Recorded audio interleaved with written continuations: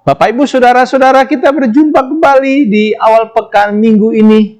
Mari kita sama-sama mempersiapkan diri kita, memasuki kehidupan kita. Kita berdoa terlebih dahulu. Bapa di surga, kami bersyukur Tuhan. Di awal pekan minggu ini Tuhan, 26 Juli, kami mau belajar firman-Mu Tuhan. Terlebih lagi, mau menjadikan firman-Mu sebagai harta dalam bejana buat kehidupan kami. Kami sambut berkat-Mu Tuhan. Dalam nama Yesus kami bersyukur dan memohon. Amin.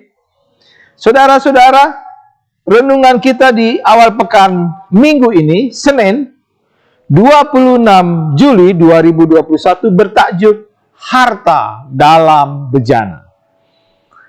Teks bacaan diambil dari 2 Korintus 4 ayat 7, terjemahan baru Lembaga Alkitab, demikian menuliskannya.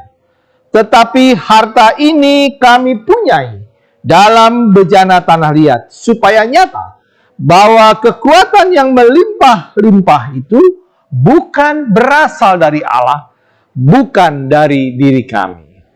Saudara-saudara, dalam kehidupan kita, tiap hari, harta identik dengan benda.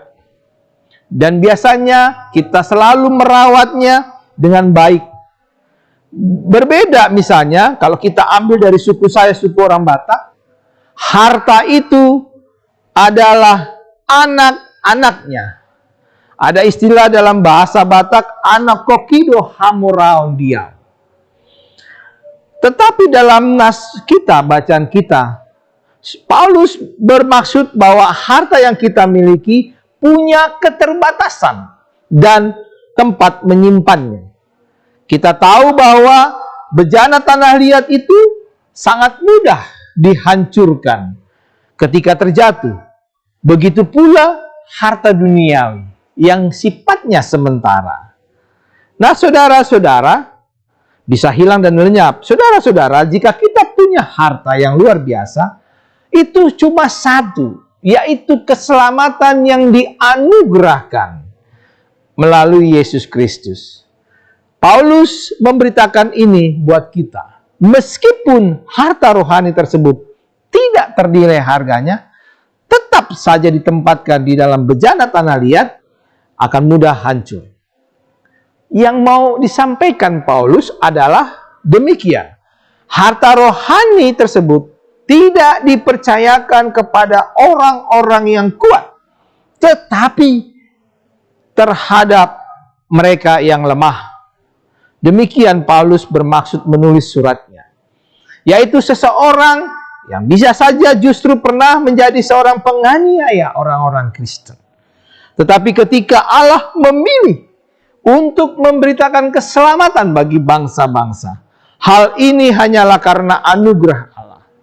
Kekuatan yang hanya dari Allah lah ia dapat menyampaikan kabar baik.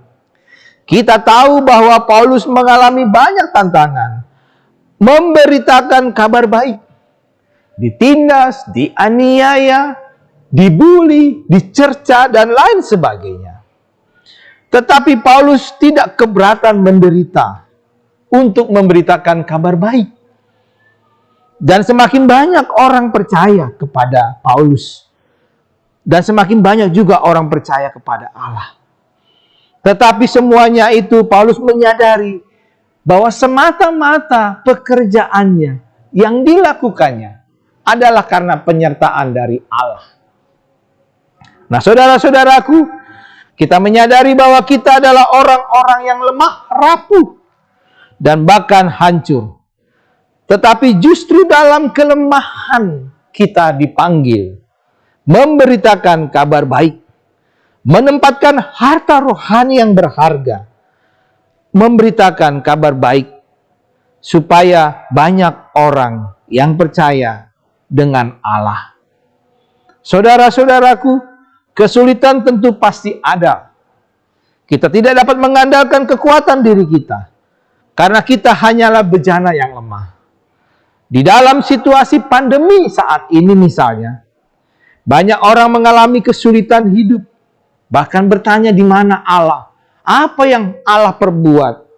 Tapi saudara-saudaraku, di atas semua persoalan ini, mari kita sekarang merenungkan Mengapa COVID ini ada? Kesempatan kita merenungkan bersama Allah bahwa Allah pasti memberikan kekuatan buat kita untuk melewati pandemi corona ini. Tuhan berikan supaya nama Tuhan dipermuliakan. Dan semakin hari kita merasakan kekuatan dari Tuhan untuk kita melangkah dan melewati peziarahan hidup kita. Selamat berkarya di awal pekan minggu ini. Tuhan Yesus memberkati kita semua, supaya kita menjadi harta dalam bejana. Kita berdoa. Kami bersyukur dan berterima kasih Tuhan. Hari ini di awal pekan minggu ini, kami diberi semangat bahwa kami adalah harta dalam bejana. Tuntun dan pimpin kami, sertai kami Tuhan, supaya kami bisa melewati setiap persoalan hidup bersama-Mu Tuhan. Dalam nama Yesus, kami telah berdoa. Amin.